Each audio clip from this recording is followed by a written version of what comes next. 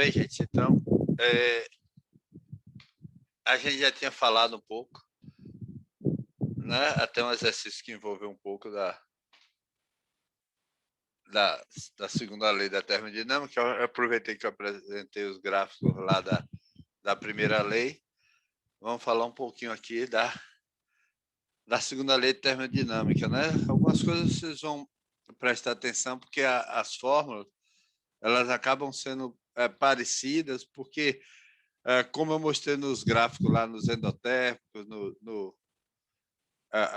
nos isobáricos, nos adiabáticos que a gente viu, para cada um daquele estágio ali, a gente tinha uma fórmula aplicando em cima do que vocês não gostam, é uma integral simples, definida, mas veio de lá, né? Veio dali, então precisa ser utilizado. Ok, amiguinhos? Então, vamos estar falando da segunda lei, mais para frente também a terceira lei. Né? Podemos observar na natureza que alguns processos ocorrem sem nenhuma interferência externa, enquanto outros não. Ou seja, né, tem coisa que é feita internamente, você nem percebe, e já tem outras que não tem nem que você percebe, porque você está ali no dia a dia. Né? Um gás se expande quando ocupa inteiramente o recipiente que o contém. Mas um gás que esteja ocupando o recipiente não se contrai de repente para um volume menor. Não é da noite para o dia que ele chega ali e vai. Né? Então, são divididos em duas classes esse tipo de transformação que pode ocorrer. A transformação espontânea é aquela que pode ocorrer sem que tenha feito trabalho para que ela para provocar que ela aconteça. A transformação espontânea tem a tendência natural a ocorrer. Transformação não espontânea só pode ser provocada fazendo esse trabalho. A transformação não espontânea não tem nenhuma tendência natural a ocorrer, ou seja, ela precisa ter a mãozinha do homem ali para poder acontecer no laboratório, seja nas suas simulações, tudo isso aí, ela não é espontânea, então você que provoca. Tipo, essa coisa de não espontânea, né? É tipo o homem, quando ele está ali assistindo o futebol, vendo o grande time dele, o maior dos maiores, o Bahia jogando, e a mulher chega. E aí ela fala, assistindo TV aí, né, o seu jogo, eu, não quero nem saber do que acontece lá. Ali eu estou ali concentrado. Agora, isso aí é uma coisa, né? Não espontânea, não briguei, não falei nada. Agora, se sua mulher lhe pergunta, amor, eu estou com a barriguinha um pouquinho grande, e se você responder errado, né? É uma transformação não espontânea. Ela vai acontecer. Nessa hora que você chama ela de rechonchuda. Já começa que ela vai... A primeira almoço seu é salada. Salada. Sem sal. Ela vai dormir de calça jeans. Então, a espontânea acontece normal, né? Sem ninguém provocar. E a transformação não espontânea precisa ser provocada. Em termodinâmica, o termo espontâneo não tem nada a ver com velocidade. Algumas transformações espontâneas são muito rápidas, enquanto a gente tem outras assim, que são Rubinhas Barrichellos, né? São lentas, que não se observa nenhuma mudança. A internet deu uma cilada aí. Mesmo depois de milhões de anos.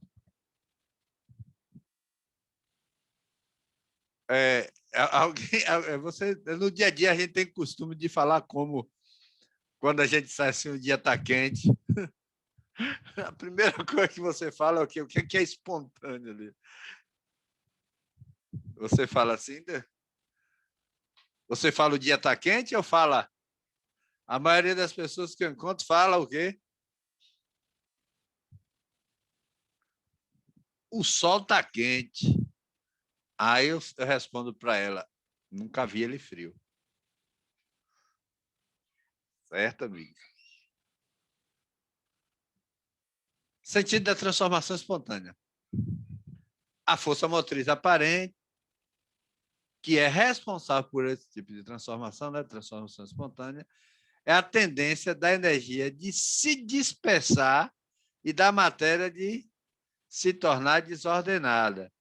Um gás ocupando o volume disponível, espontâneo, ele vai ocupar o espaço todo. Ó. Você vê que a outra seta apontando não espontâneo, você viu que aqui ele foi comprimido aqui no cantinho. Isso aí é igual aquelas moléculas ali do saco de leite. Você bota o leite, derrama, quando vai olhar, ainda tem na quininha ali do saco, ainda tem leite ali. Não sei se ainda hoje em dia vende aquele leitezinho no saco, né? Mas na minha época, vendia bastante. Hoje em dia vende aquele na caixa lá que tem 70% de amônia, mais 20% de nitrato, mais 8% de sais e 2% de leite. Então você tem aqui, um bloco quente fornecendo energia para a vizinhança. Ó o que acontece no espontâneo. Ele fica lá no cantinho. O espontâneo, ele vai expandindo. Você vê que funciona ao contrário ali, né? Um bloco, quando aquece, ali vai agitando.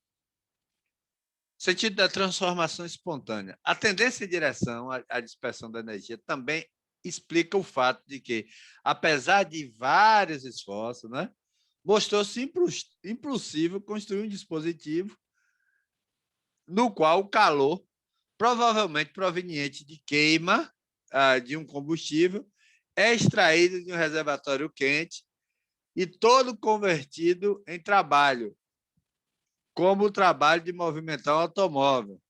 Vocês já viram lá na descarga? Quer dizer que aquela queima toda ali, aquele calor ali, utiliza?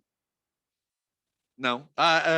Hoje em dia utiliza uma partezinha do motor nos lugares frios, né? Aquele ar quente, que quando você abre, vem com aquele cheiro de água com química.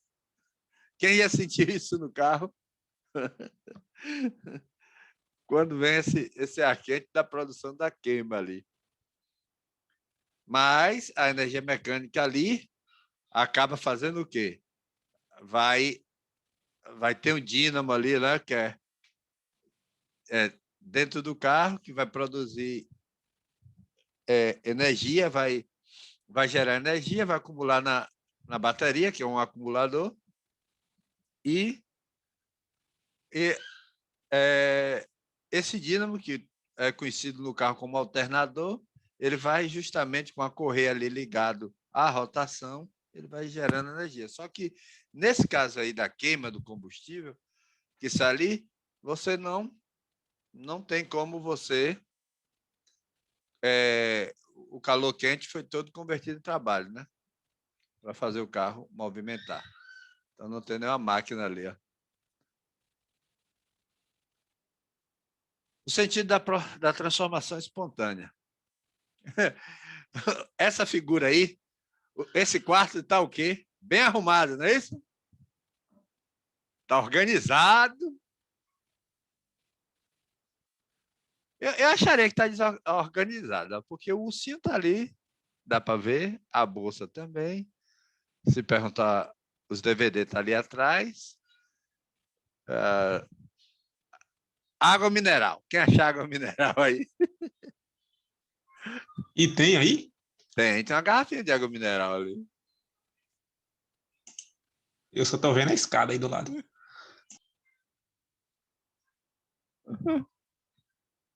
Quem achou a água mineral aí? A garrafinha. Eu achei, Da tá perto da gaveta. Tá vendo que Isso, aí mulher entende isso eu ia tudo. Ó. falar. Mulher acha tudo. Menos a minha. A minha, ela bota a pasta com 80 nomes lá. Nessa pasta tem CPF, título, não sei o quê, documento. Aí na hora que vai procurar, meia hora para procurar, porque botou os documentos tudo dentro de uma pasta só. É o processo, né? Então, a gente falando de entropia, e aí você vê que essa foto é justamente para falar algo que está desorganizado, né? O sentido da transformação espontânea, resumindo, identificamos um único tipo básico de processo físico espontâneo. Matéria e energia tendem a dispersar. Para dispersar, queremos dizer espalhar de maneira desordenada pelo espaço. Ou se a matéria estiver confinada a uma região específica, por sua estrutura se tornar desordenada, como quanto um sólido se funde. Lá na outra C, a gente vai estar falando de grãos, justamente aquela ideia dos grãos, né? Você vê que existe esferas lá de trituragem do ferro que, mais triturado, ele consegue ter uma resistência maior do que o que tem grão maior. Certo, gente? Isso aí, vocês ficarem ligados, a gente vai estar falando. Então, justamente essa coisa aí da fundição do sólido aí, ó. Se a gente fizer uma relação entre entropia e a segunda lei, o que é que a gente vê? Ó? Nesse ponto, só precisamos saber que, quando a matéria e a energia tornam-se dispersas, a entropia aumenta. Sendo assim, podemos expressar um princípio básico responsável pela transformação da nossa querida segunda lei da termodinâmica, né?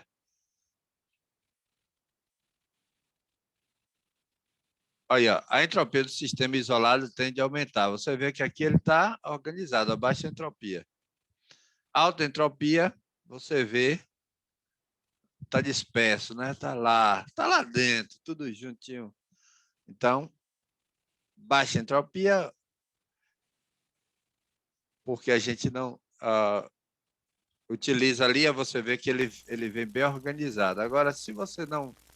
Na própria estrutura vem, né? Que é espontânea, ela tem alta entropia. Olha o microfone de novo, né? Deixa eu descobrir. É sempre o do Rani. Será que hoje é de novo?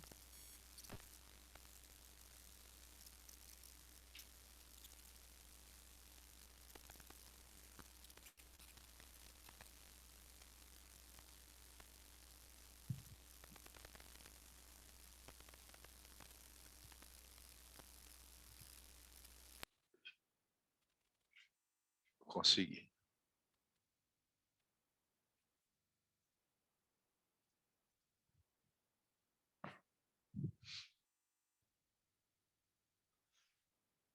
Então, gente, você tem um sistema isolado, pode constituir-se num sistema no qual estão particularmente interessados. Aí você tem um becker, né, contendo reagentes. E nas vizinhanças do sistema, os dois componentes foram conjuntamente um pequeno universo no sentido termodinâmico.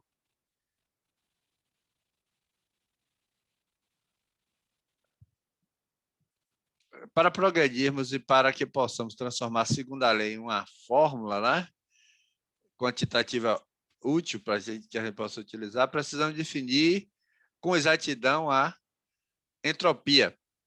Vamos usar a seguinte definição para a variação de entropia de um sistema mantido em temperatura constante. Lembrando, gente, que quando esses sistemas for calcular, quando tiver, tipo, temperatura constante, ele vai ter uma nomenclatura. Quando ele tiver com pressão constante, outra temperatura, volume constante, outra nomenclatura, CP, CV, a gente vai estar vendo isso mais para frente, aí vocês vão perceber isso, né? Então, como é que eu encontro essa variação de entropia? Você vê que é ΔS ali, né? Mas não é velocidade. Viu? Isso aí foi o que vocês passaram o ensino médio todo estudando. E mesmo assim ainda não aprenderam. Deixa para lá. A variação de entropia de uma substância é igual à energia transferida, reversível como calor, dividida pela temperatura na qual a transferência ocorre. Ó, quantidade de calor reversível, né? Ali em cima, QRev, sobre a temperatura no qual ocorreu essa transferência, certo? Então, quantidade de calor sobre a temperatura. Quantidade de calor pode ser cal por grau Celsius a menos 1, então ficaria, ou pode ser joules por grau Celsius, ou joule por Kelvin. Isso aí vai depender do que foi dado na própria questão. Ó, vai ter uns slides, gente, que está bem parecido com o outro. Então, para não confundir, cada novo slide vai estar cortado ali. A gente vai falar agora do 1, que é o significado do termo reversível. Certo? Reversível. Existem 3 pontos que precisamos entender sobre a definição da equação anterior. Primeiro, o significado do termo reversível. É isso que a gente vai ver aqui agora.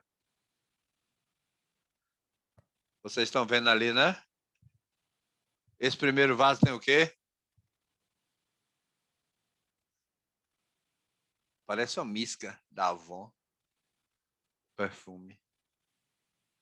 Primeiro frasco aqui, Heitor.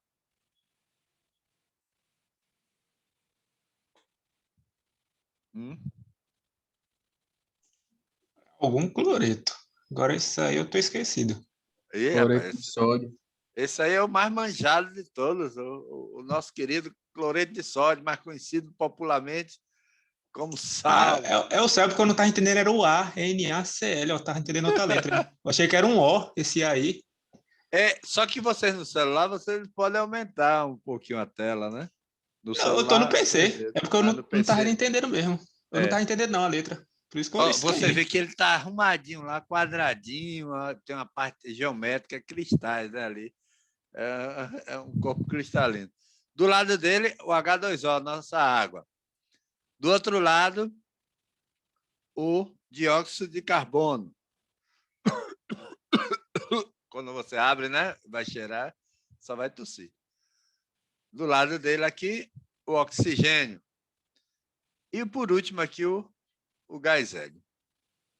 Esse slide vocês vão ver várias vezes. No 1, né, o significado do termo reversível.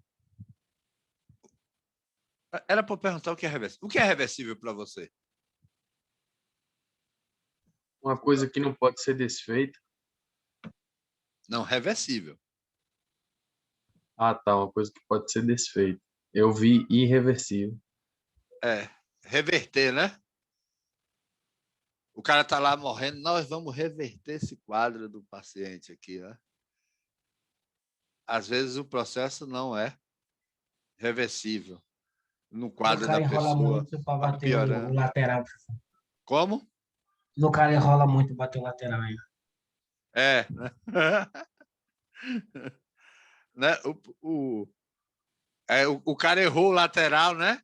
Aí o juiz dá reversão. Mas não é isso. Não é bem esse termo, não. Reversível é que você pode mudar. Tem até uma piada, né, do cara que vai fazer um exame lá, no cardiologista famoso.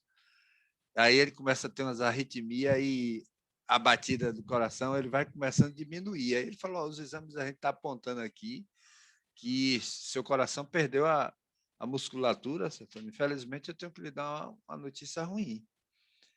O seu coração vai parar, em breve. Mas, doutor, quanto tempo de vida eu tenho? Seu Antônio, infelizmente, o senhor tem, nos meus cálculos aqui, 10 minutos. Mas, doutor, eu preciso que o senhor reverta esse quadro. O que é que o senhor pode fazer por mim? Ele falou, rapaz, no máximo um miojo. Então, reversível é algo que você consegue reverter e o cara vai sobreviver mais tempo, né? Vamos lá. Então, ó, a capacidade de uma variação infinitesimal de uma variável pode mudar a direção de um processo. Então, o processo ele vai mudar, ele volta. A reversibilidade mecânica refere-se à igualdade das pressões que atuam em ambos os lados de uma parede móvel. Tá? Ele está falando de reversibilidade mecânica. Tipo, você adiantou o relógio demais ali e você retorna ele.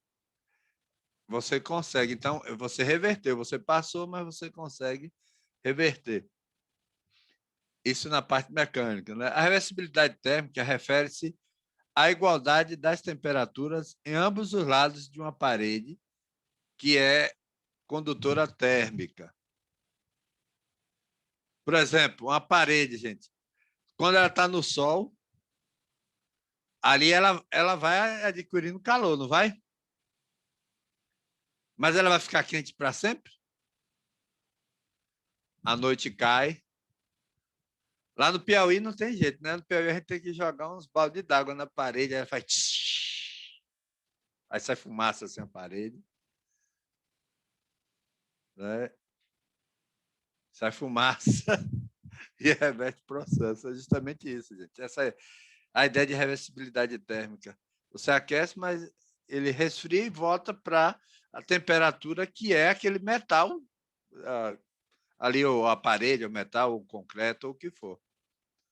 Certo? É igual a trilho de trem, a dilatação que sofre ali. A gente até tinha brincado daquela dilatação de bater no prego, aí você tira, até o furo fica folgado, só que você aquece ele, resfria rapidamente, ele expandiu, ele dilatou ali, e aí você conseguiu segurar ele num tamanho maior, ele não conseguiu voltar ao processo antigo. Mas ele vai resfriar e vai ficar na temperatura normal ambiente. Ó, o significado de reversível, né? A transferência reversível de calor é uma transferência que se restringe a dois corpos com a mesma temperatura e que ocorre de modo suave e cuidadoso, certo? Fazendo a transferência reversível, asseguramos que há formação de áreas quentes no objeto que depois se dispersam de modo instantâneo. É isso que eu estou falando. Você bota uma temperatura no objeto, só que depois ele vai espontaneamente, ele vai voltando por causa da troca com a própria vizinhança. Né? Como eu falei, se você... Aí o processo irreversível é quando o pão cai o lado da manteiga pro chão, assim, de areia. Você não consegue tirar ali os grãozinhos, né? Já a pizza, quando cai, né, gente? Aquela partezinha de baixo cai assim, é só dar aquelas batidinhas, né? Conta 5 segundos, as bactérias só sobem em 5 segundos, ela tem a velocidade. Aí o cara limpa lá e come a pizza. E fala aquela frase clássica, qual é?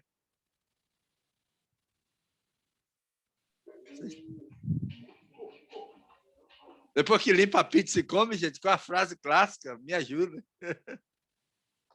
Me ajuda a rir.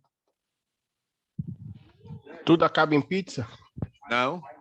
O que não mata engorda. Pelo menos era assim no tempo de pai. O pai me contou. tempo do seu pai era muito diferente, rapaz. É. Ah, Tem tá. cada coisa. É porque eu já peguei a pergunta no final. Já pegou no final. Senão você tinha matado o Austin aí. Não é não? É, a gente é do tempo de papai, de vovô. Então, fazendo a transferência reversível, asseguramos que é uma formação de áreas quentes do objeto que depois eles vão se dispersar normalmente, espontaneamente. E que, consequentemente, aumenta a entropia. Então, alta entropia é quando ele vai voltando ao estado dele, aí fica lá todo mundo disperso, cada um vai para o seu lado, cada um vai para sua casa, depois aquece de novo todo mundo. Vai para um canto, vai tudo arrumadinho, fica tudo arrumadinho. Agora nós vamos falar de... Você viu que aí botou negrito para saber que agora é o 2. Por que o calor e não o trabalho aparece no numerador? Todo mundo sabe o que é numerador? Todo mundo sabe meu e-mail, né? Eu gosto dessa parte. Eu já botei de propósito assim. Qual é o meu e-mail, gente? Que você precisar mandar prova, alguma coisa para mim. Meu e-mail é numerador@hotmail.com. É o e-mail que eu uso antigo. Numerador. Era de 1900 e bolinha, eu fiz esse e-mail aí. Na época que tinha bate-papo do UOL, que a gente ainda tinha uma retinha para expulsar a pessoa que ficava xingando lá na sala. Ficava lá em altos bate-papo. Começava sexta-feira, 6 horas da noite, um pulso por final de semana. Então a gente ficava conectado direto até segunda-feira, 6 da manhã. Manhã ficava doida. Eu quero falar com... O povo está me ligando e ninguém está conseguindo falar. Né? Tinha esse problema. Esse problema aí. Então, o numerador, Net gente... de escada. Net de escada. Quando pegar 48 kbps, hoje a gente fala de giga. Né? Tem lugar que tem 2 giga de transferência. A gente fala de K. 48 kbps, kbyte por segundo. A minha primeira era 20, pô. 20 kbyte. Quando veio parecia que era lei. O Velox era 256 kbps. Aí chegava com o Velox, aí quando você tinha Velox, passava por todo mundo falando. Aí baixei. 256, viu? Baixei um filme em 10 horas. Aí a Velox era top. Morram de inveja. Porque, gente, a internet de escada era tão lenta que a gente abriu uma página, ia tomar café, voltava para ver o que é que tinha escrito na página. E eu não estou brincando, eu estou falando a verdade. Um vídeo no YouTube em 240p era 1 hora para carregar. E não dava para abrir e rolar direto, não. Tinha que deixar ela carregando o tempo. Mas não lembro dessa época aí que tem que esperar carregar vídeo do YouTube, demorava, viu? Tinha vezes que passava a tarde todinha para carregar um vídeo. Não, quando o vídeo não travava a internet de todo mundo, né? Era Se mesmo. o cara abrisse 3 YouTube, ninguém fazia mais nada na internet. Hoje em dia você clica lá na melhor qualidade, ele nem carrega nada. Né? Aquela lá era melhor que meteorologia. Uns 2 dias antes de chover, ela já caía. Rapaz, eu fui assistir o filme do Homem-Aranha, ele jogou a teia no sábado, só chegou na segunda. O negócio era terrível. Então, gente, por que o calor e não trabalho aparece aqui? Aqui em cima só aparece o quê? Quem é que está aparecendo? O calor reversível. Certo? É o que pode reverter, porque a entropia tem que voltar para o estado original lá, todo desorganizado, tal, das moléculas, sem que haja perda ali. Então, em cima da perda da entropia, você vai ver o quê? A quantidade de calor que é reversível, que pode retornar. Porque o trabalho não pode. É como já foi falado ali no carro, né? A combustão, o trabalho gerado ali, não tem como você reverter aquilo. Então, vamos ver aqui agora. Por que o calor e não trabalho aparece no numerador, na parte de cima. Por isso que meu e-mail é numerador, gente. Aí perguntaram, professor, por que você não fez denominador? Eu falei, você acha que eu vou ficar por baixo? Sei não, hein? Para transferir energia como calor, fazemos uso do movimento desordenado dessas moléculas, né?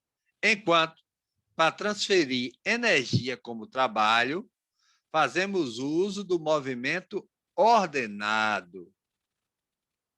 Se o ciclo é horário, calor em trabalho. Se o ciclo mudou, trabalho em calor. Então, você tem aqui, ó, o trabalho, você só pode, ó, no movimento ordenado. A gente está falando de reversível em cima da entropia, que é nessa coisa desordenada. É razoável que a variação de entropia, a variação do grau da desordem, seja proporcional à transferência de energia que ocorre quando se faz uso do movimento desordenado no lugar do movimento ordenado. O que é que ele está falando aí? Ó? Que isso aí vai de maneira proporcional, certo? A entropia ela vai, se ela aumenta a desorganização, vai aumentar justamente a entropia. Se ela se organiza, então diminui. Então, é proporcional a isso aí, essa transferência de energia. Né? Agora nós vamos ver o terceiro, que é por que a temperatura aparece no denominador.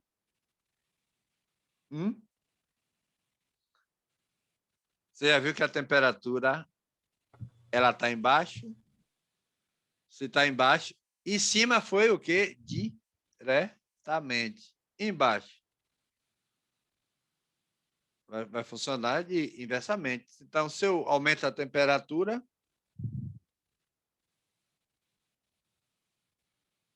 vai o quê? Vai diminuir lá. Ó. Vamos ver lá.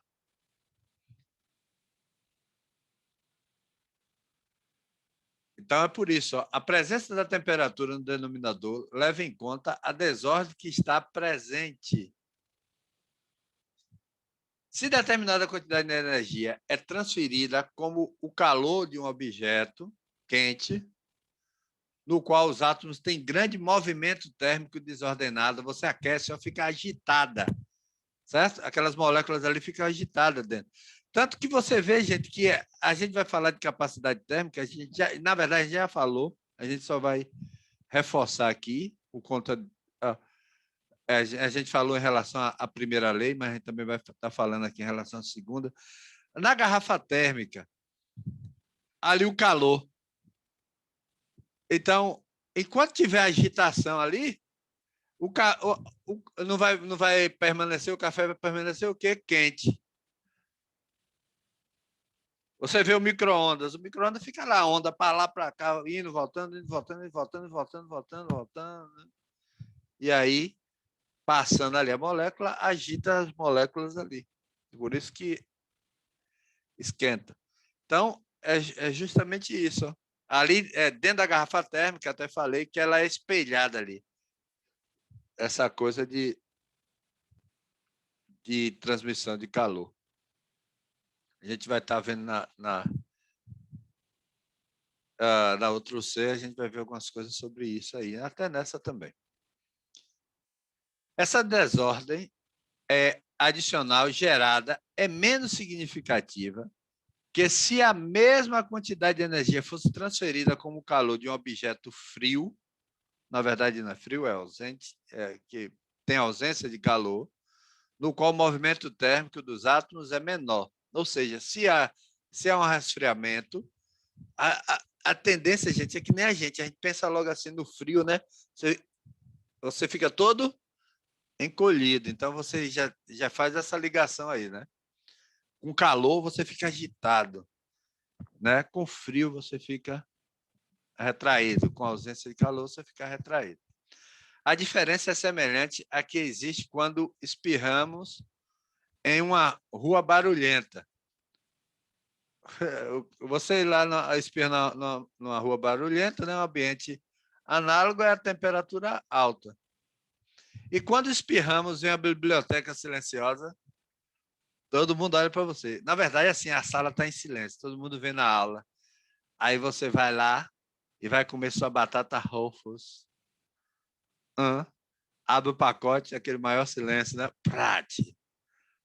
Aí mastiga. Todo mundo vira e olha para você, né? Agora, se for atrás do trio lá, você pode comer. Né? Pode... Ninguém vai perceber, né? Então não vá que é barril. Certo? Aí, ó, falou de batata frita, coisa, aí o pessoal já pensa em bar, em cerveja, essas coisas. Para com essas coisas, gente. É sexta-feira, dia de vamos orar. E quando espirramos, né, na biblioteca silenciosa, então é como fosse análogo a uma baixa temperatura. É isso que ele está tentando trazer aí, essa ideia para vocês. Ó, ali está ali. A diferença, ó, é semelhante a que existe quando um celular toca em uma rua barulhenta. Ninguém percebe, né? Agora, se tocar ali de novo, também na biblioteca, é só mais um exemplo aí. Entropia ao nosso redor. Máquinas térmicas, refrigeradores e bombas de calor. As máquinas térmicas, por exemplo, os refrigeradores, ar-condicionado, aí, tudo...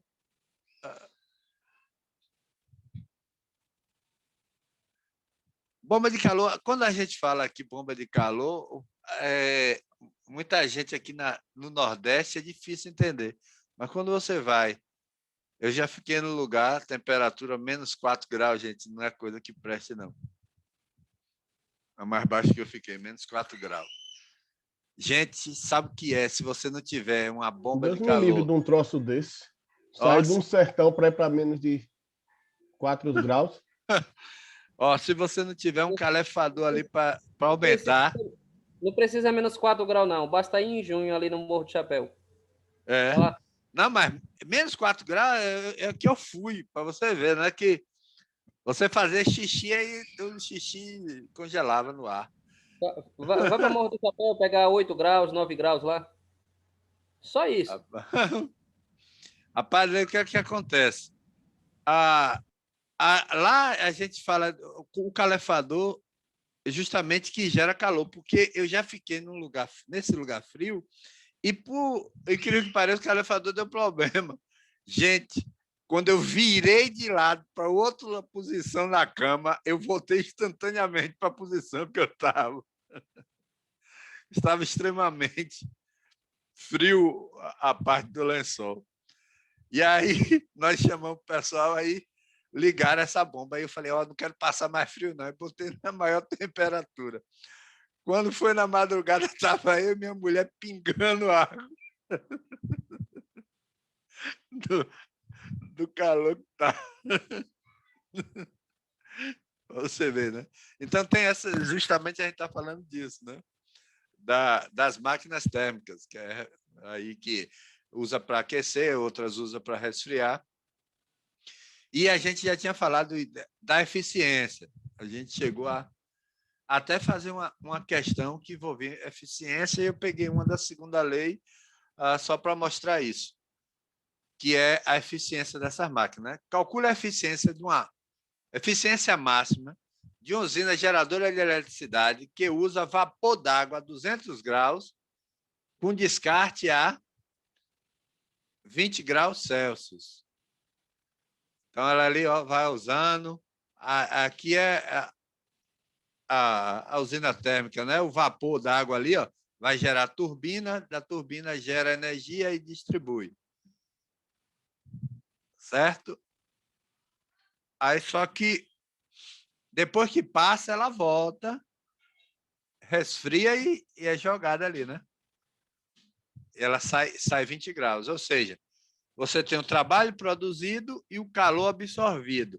O calor absorvido é tudo, é todo o processo, contando toda a temperatura que ela teve durante o processo. aqui você tem... Aqui você vê que fez a transformação, a resolução. Lembra aquilo que eu falei, que a temperatura tem que ser em Kelvin. Né? 20 graus Kelvin, você soma 273, então vai dar 293. E aqui, 200, você soma 273, que aí você vai ter 473.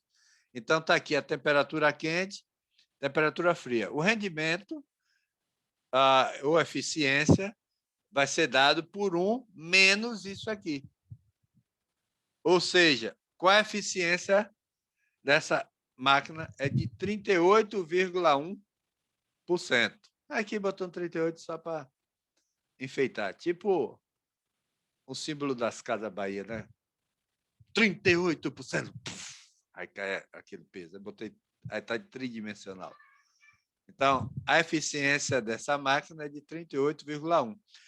Gente, imagina aí, tem máquinas que têm uma eficiência de... Antigamente era 16%, mas hoje chega a 20% de eficiência. É a máquina de dessalinizadora de água, que pega uma água salobra e aí ele dá dessa água aí. Só 20% das melhores máquinas é que consegue sair a água doce. O resto é descartado. Em alguns lugares que tem essas máquinas, o pessoal cria camarão de água salgada nele, com essa água aí. Então, tem a água de beber e a água potável, mas aquela água não descarta e usa para outra coisa, para criar peixes, marisco, essa coisa de ambiente salgado. A variação de entropia em uma expansão. Expandir, gente, ó. Expansão. Você tem compressão e expansão. Podemos frequentemente confiar em nossa intuição para julgar se a entropia aumenta ou diminui quando a substância sofre uma transformação física. A entropia de uma amostra de gás aumenta quando o gás se expande. Ó.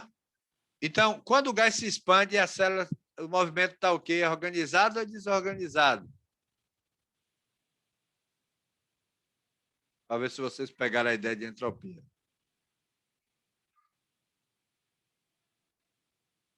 Ó. Uma amostra de gás aumenta quando o gás se expande.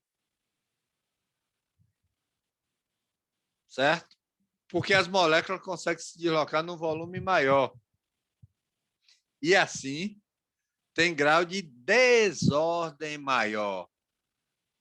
Ó, entropia aumenta, desordem maior. É aquilo que eu falei da proporcionalidade. Aumento da desordem, aumento da entropia. Isso aí, Keila. Tudo bem. Keila está atenta aí.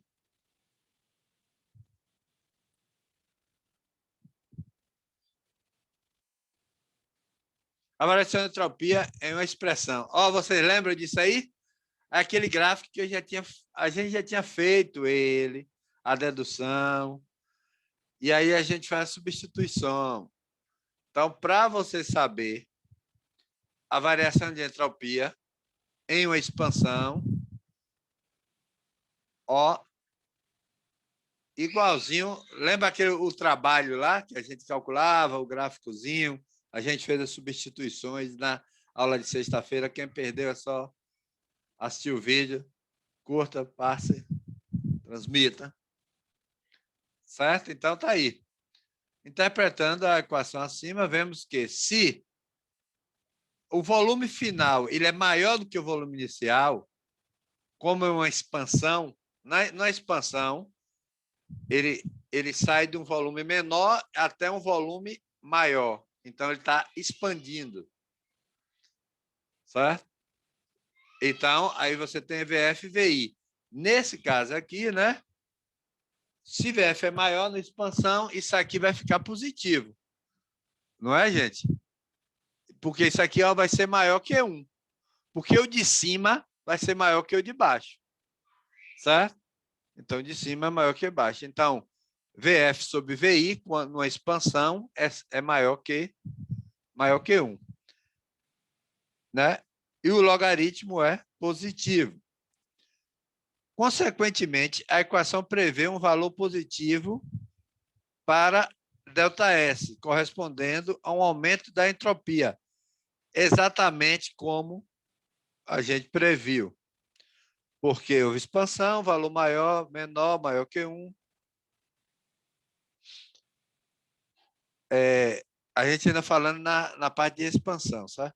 A definição de entropia usa a transferência reversível de calor ao que pode retornar. E isso é importante para que possamos determinar quantitativamente. Contudo, a entropia é uma função de estado e o seu valor é independente do caminho entre o estado inicial e final, independente do caminho que ele vai tomar, certo?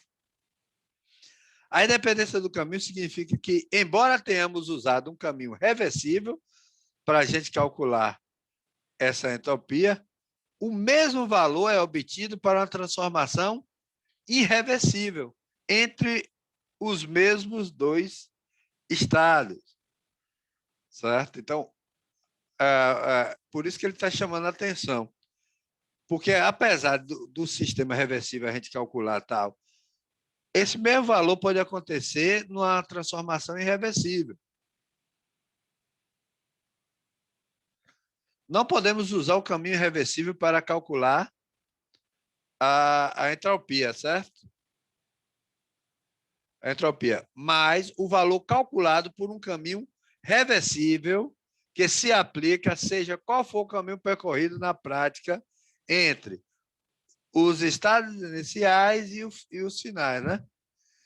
Especificados. Seja esse caminho reversível ou não.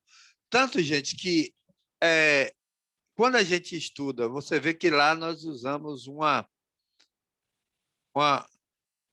função. Uma função, nós integramos essa função. Então, nós voltamos essa função, que era uma função derivada, para uma função original. Então, você vê que ali no gráfico, no trabalho, tudo que a gente calculou era justamente nós usamos uma integral. Então, no processo reversível. Então, por isso que tem um termo matemático para isso, mas eu não vou me ater aqui a falar nisso. Depois, quem quiser, eu explico essa parte da integral matematicamente. Devemos esperar que a entropia de uma amostra aumente quando a temperatura cresce, certo? Na temperatura inicial para a final. Quando é que vai ter aumento de entropia? Quando a temperatura cresce do inicial para o final. Pois a desordem térmica do sistema é maior quando a temperatura é mais alta. Isso aí, ó, gente, você vê que toda hora repete essa mesma coisa. Então, quando você vê questões assim de múltipla escolha falando, fica bem atento a isso. Quando as moléculas se movem mais intensamente, aumentou a temperatura, vai aumentar ali. Para calcular a variação de entropia, voltamos para aquela mesma equação, né? Variação de entropia é calor reversível sobre a temperatura. E obtemos desde a capacidade calorífica, seja constante na faixa de temperatura que nos interessa, certo?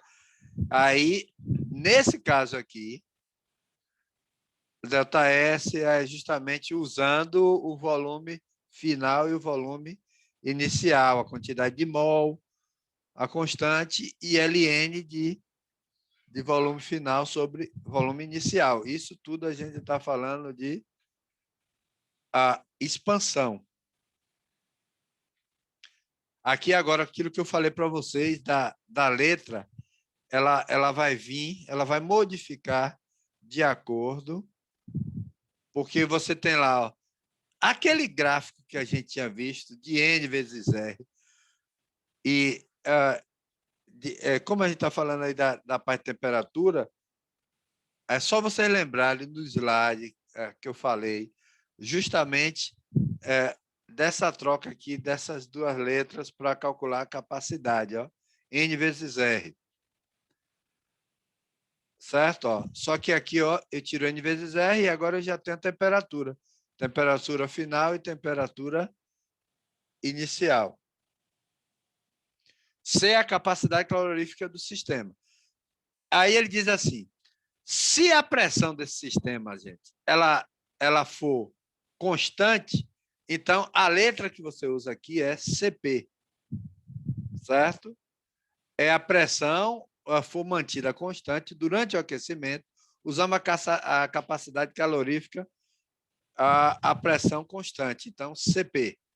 Agora, se for, nesse caso agora, for volume constante, usamos a capacidade calorífica em volume constante como CV.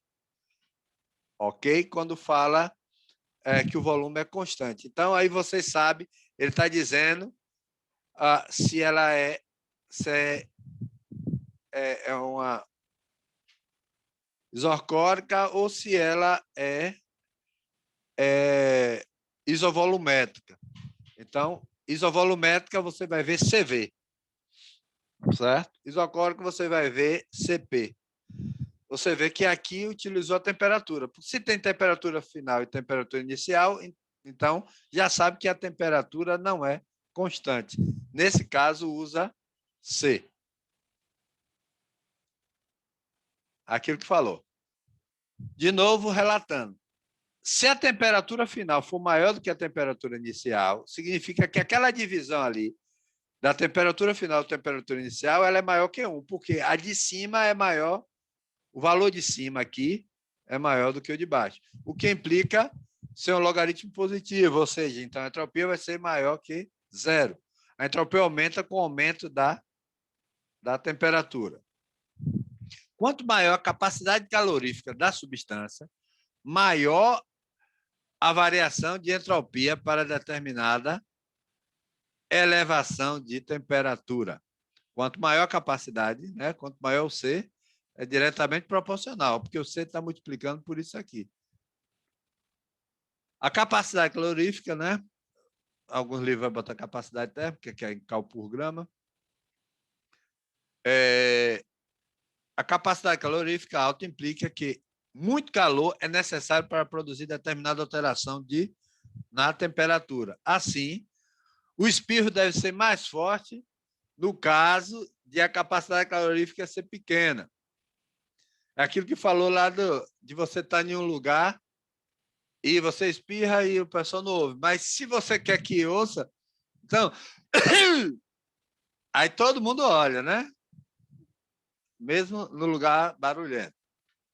E hoje em dia, gente, com essa coisa do Covid, você espirrando, o povo já está correndo quilômetros. Ó.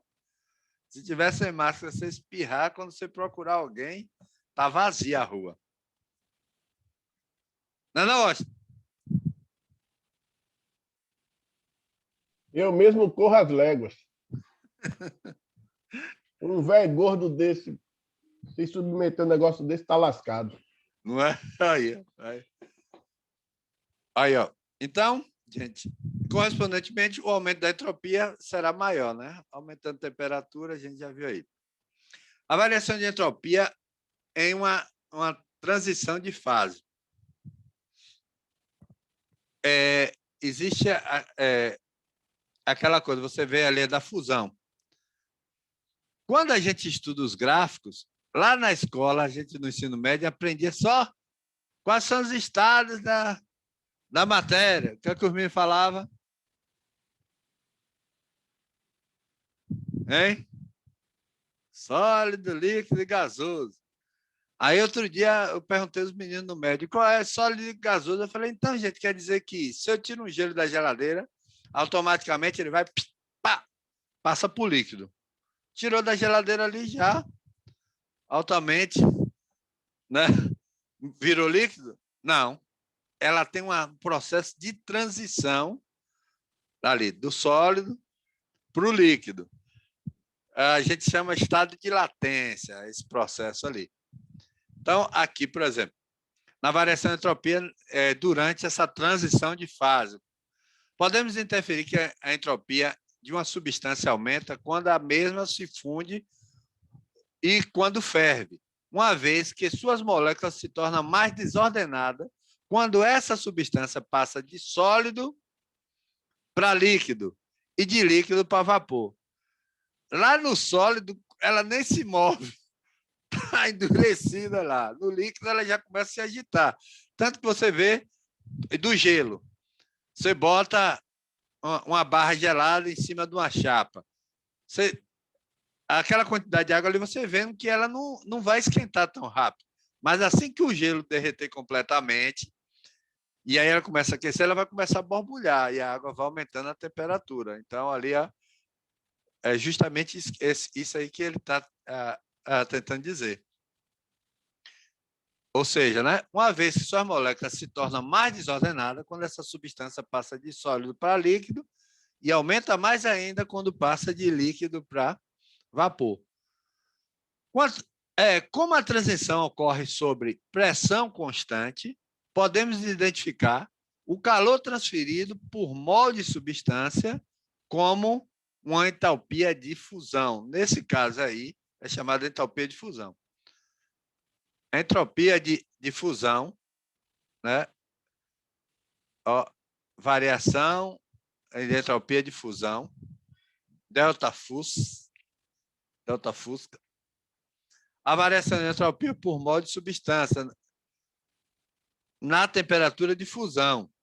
Você vê, gente, ó, que se ela está em transição de fase, enquanto aquele gelo lá, ó, trazendo aqui para você ter ideia, ele não derreter completamente, a temperatura permanece a mesma. Você vê que ele utiliza a mesma temperatura, ó. Certo? Então, por isso que ele utiliza essa entalpia de fusão, que ele vai calcular aqui, ó, o H em cima de TF, né? Do mol sobre a temperatura final. Então, a fórmula é por aqui. Justamente porque a temperatura não vai variar até ele passar de uma fase para outra. Então, o gráfico ele vai, sobe, ele está subindo, então a variação de temperatura, depois ele permanece constante, igual esse horizonte que eu tenho aqui, ó, permanece constante. Ó, é que nesse gráfico aqui, ó, vem, aí permanece constante e tal. Então, nesse processo aí, está com a mesma temperatura. Depois ele volta a crescer, depois ele vai passar nesse processo de sólido para líquido, depois de líquido para vapor, ele tem essa parte aí. Então, precisamos usar a entalpia de fusão na temperatura de fusão. Ou seja, então, quando usar isso, você vai ver que cada substância tem a sua temperatura de fusão. É ela que a gente vai usar.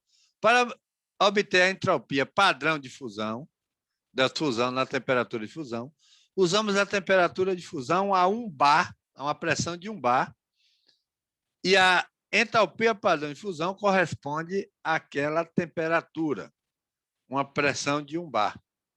Certo? Todas as entalpias de fusão são positivas, elas são todas endotérmicas, ó. Endo, ó, contrai, frio, contrai, moléculas, ó, se juntam. Então, tudo isso porque você precisa associar para depois não se confundir.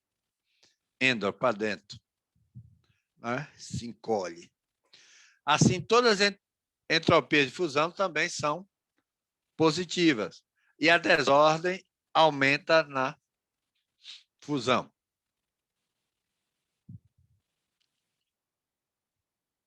Para calcular a entropia de transição de fase a uma temperatura diferente da temperatura de transição, se você não tiver lá, né, aquela temperatura, temos que fazer a seguinte sequência dos cálculos. Determinar a variação de entropia resultante para se chegar à temperatura de transição. Ou seja, se eu tenho um gráfico ali que ele sobe, muda, ele permanece constante, depois ele vai e aumenta. Naqueles dois de variação, dá para você calcular. Como você vai ter a quantidade de calor de todo o processo. Para você achar, você calcula o que variou, calcula o outro que variou, e durante esse processo que se permaneceu constante, é só pegar o total e diminuir pelos dois que você pôde calcular. Então, você vai achar justamente essa temperatura de transição, gente. É bem legal a ideia. Certo? Eu vou falar depois com gráfico para vocês perceberem isso aí. Segundo passo, determinar a variação de entropia da transição de fase. Na parte onde variou, né? Passo 3, determinar a variação de entropia no resfriamento e aquecimento dessa nova fase até a temperatura desejada. Depois eu mostro isso no gráfico para vocês. Variação de entropia nas vizinhanças. Quando eu troco calor com o ambiente. A gente já falou da vizinhança, aquela ideia da garrafa fechada, aberta, a garrafa de cerveja que ela fechada ali, né? Só que o vidro ali, ele troca calor ali com a vizinhança, tem todo esse processo. E para trocar menos calor, a gente lembrou do isoporzinho, que a gente bota a cerveja ali dentro do isopor, ou tubaína, eu só tomo tubaína. Frilar, a melhor que há. Tubaína sol, para iluminar o seu dia. Do tempo de painho também, viu, Austin? A frilar. Eita, pai, contemporâneo retado. Agora tem uma que é do tempo de vovô. Era a cera dominó. Aí tinha um comercial em preto e branco que cantava pise sem dó, é cera dominó. Os meninos tudo passando na casa depois de encerado. Isso não é de vovô, não. Isso é de bisavô. Então, aqui, ó. Então, a gente pode definir essa entropia quando há a troca com a vizinhança, né? Em contato do sistema à temperatura. A variação de entropia de vizinhança veja que aqui agora eu tenho o quê? Um calor de vizinhança reverso sobre a temperatura. As vizinhanças são tão extensas que permanecem sob uma pressão constante, independente dos eventos que ocorram no sistema. Logo,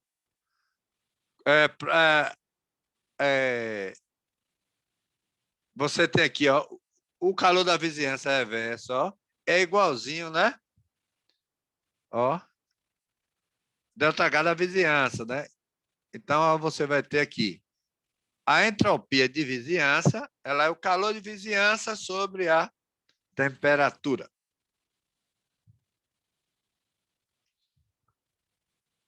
A variação de entropia nas vizinhanças.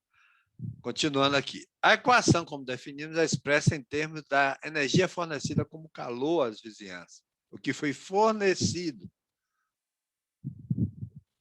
Certo? Então, você está gerando calor, a vizinhança está em temperatura ambiente. Então, você que está fornecendo calor. Normalmente, temos informação sobre a energia fornecida ou liberada como calor pelo sistema, que as duas quantidades estão relacionadas por calor de vizinhança é menos que. Então, a variação de entalpia da vizinhança é Q de vizinhança sobre a temperatura. Só que o Q de vizinhança é menos que sobre a temperatura. Calor cedido ou foi retirado do sistema. Por isso que é negativo. Aqui já é entropia absoluta, que é dentro da terceira lei da termodinâmica. As entropias de toda substância perfeitamente cristalina são as mesmas em T igual a 0. Perfeitamente cristalinas, só em substância perfeitamente cristalina. Ou seja, temperatura igual a 0. por conveniência e de acordo com a nossa compreensão da entropia, sendo uma medida da desordem, do caos, consideramos esse valor comum como zero. Por conseguinte, com essa conversão e de acordo com a terceira lei, né, entropia zero igual a zero, para todos os materiais cristalinos perfeitamente ordenados. Está bem relacionado com outro ser.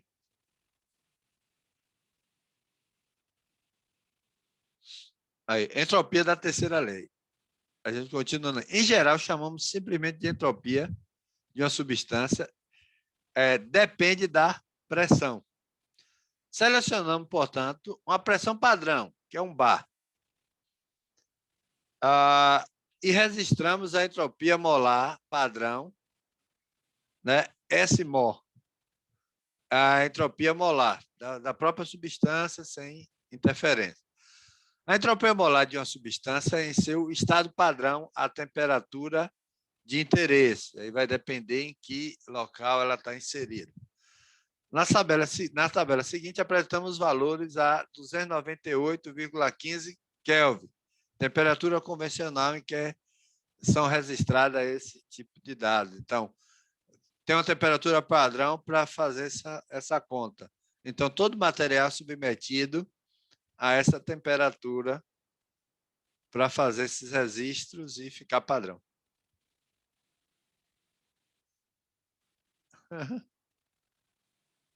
Agora passamos para a área de química, na qual os reagentes se transformam nos produtos. Você vê aqui, ó, nós temos um átomo de carbono e 2 átomos de oxigênio.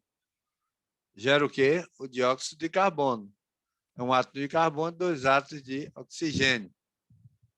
Aí aquela ideia de balanceamento, né, estequiometria, o que tem no produto tem que ter a mesma quantidade nos reagentes, tem que estar balanceado, equilibrado. A gente falou, a maioria das equações são mais simples. Tem os valores que a gente vai estar trabalhando no exercício mais para frente, em cima de um assunto que Paulo já falou com vocês. Justamente quando há combustão, tal, a gente vai ter que fazer uns exercícios desses. Aqui. Quando há formação resultante de um gás em uma reação, como em combustão, é justamente aquilo ali do CO2. Podemos prever que normalmente a entropia aumenta. Olha os pistão mancal aqui, ó, explosão lá do carro, né? Aqui está explodindo lá, está levantando da alavanca, está movimentando, transformando energia mecânica. Aqui, ó, o gás, energia térmica, a queima aqui de combustível. Gente, o pessoal fala de aquecimento global, aí lança um foguete, aí aqui bota a fumaça aqui, ó, CO2, que o pessoal passou o ano todo juntando para sem queimar ali. Eles gastaram tudo num dia a cota. É igual o Greenpeace. O Greenpeace vai fazer campanha, sai com o barco lá em cima dos petroleiros, sendo que o barco dele é movido a combustível e está queimando e está poluindo mais do que juntando os carros da cidade ali. A fotossíntese é justamente esse processo. Eu ia falar. É justamente esse processo. Como é que funciona a respiração dos vegetais? Quem lembra aí? Quero agora, biologia.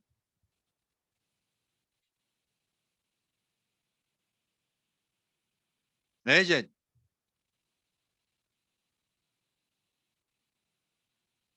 Bora.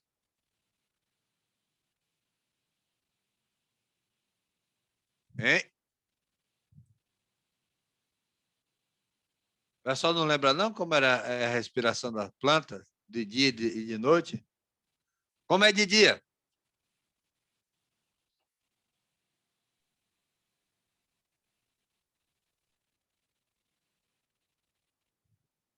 Olha, o desenho já está dizendo.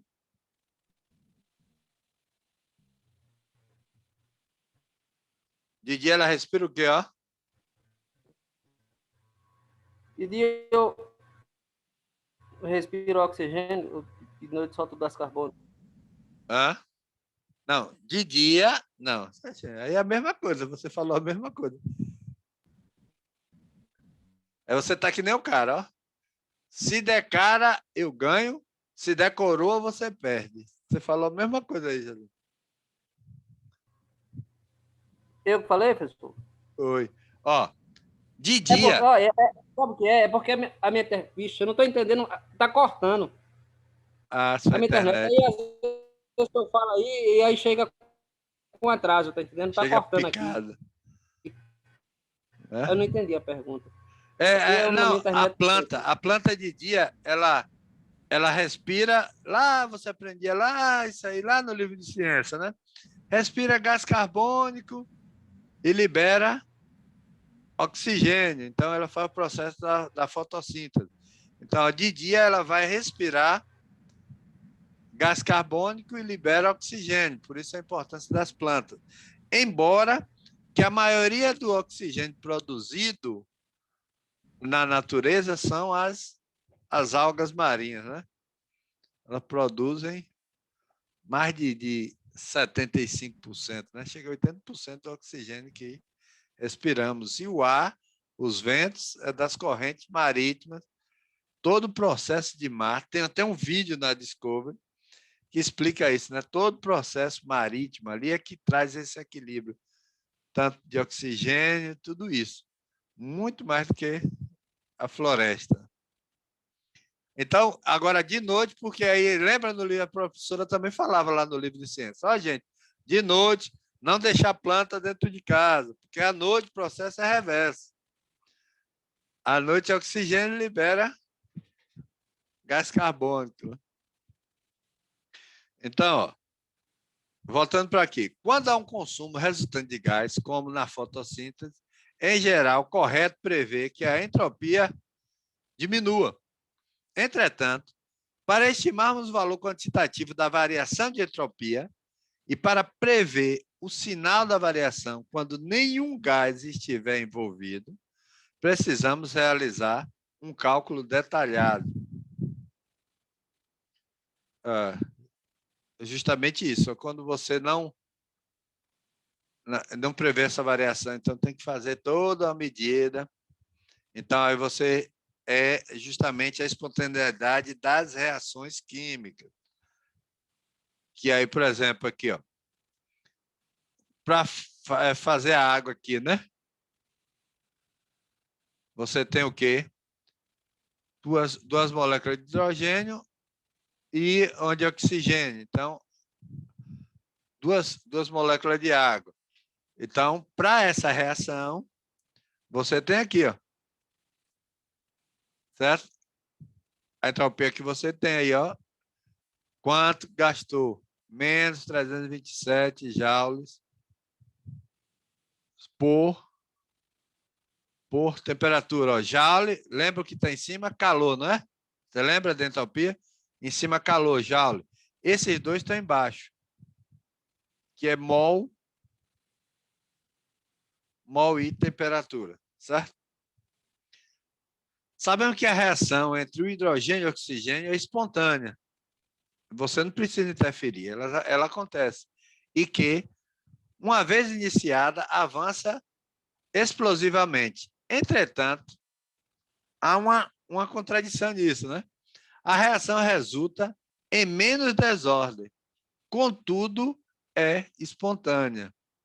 A reação resulta em pouca desordem, mas ela é espontânea. Ó, para aplicar a segunda lei corretamente, precisamos calcular a entropia total, a soma das variações de entropia no sistema e também nas vizinhanças do sistema, que conjuntamente formam um sistema isolado, né? O que refere é justamente à segunda lei. A entropia de um sistema isolado tende sempre a aumentar. Por quê? Porque vai ter desordem.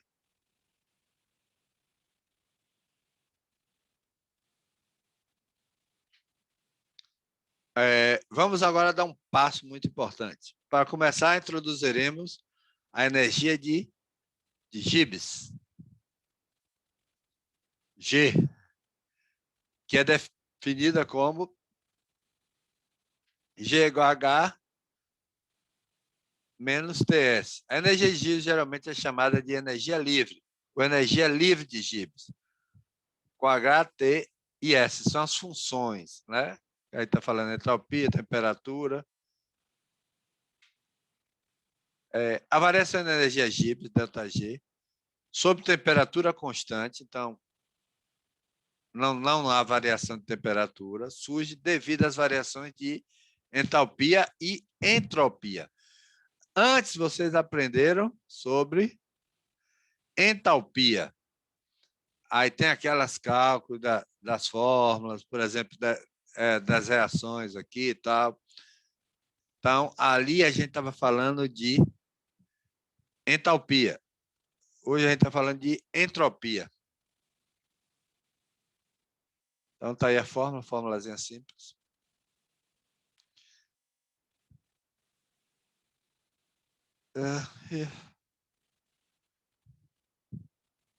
Opa. Vemos que, sob temperatura e pressão constante, a variação de energia de Gibbs de um sistema é proporcional à variação global de entropia do sistema, mas, ou seja, ela é a soma da entropia do sistema mais a entropia da vizinhança. É isso que ele está dizendo aí. A temperatura, isso é uma temperatura e pressão constantes. A diferença em sinal entre GS e ΔS total implica que a condição para um processo ser espontâneo muda de ΔS total, ele é maior que zero, a entropia é maior que zero, em termos de entropia total, que é sempre verdade, porque sempre vai ter vizinhança, sempre vai ter o calor trocando. Agora, agora a energia de Gibbs, para a variação dessa energia de Gibbs menor que zero, em termos de energia de Gibbs, com relação ao processo que ocorre sob temperatura e pressão constante. Ou seja, a transformação espontânea sob temperaturas e pressão constante, o que é que acontece? A energia de Gibbs diminui.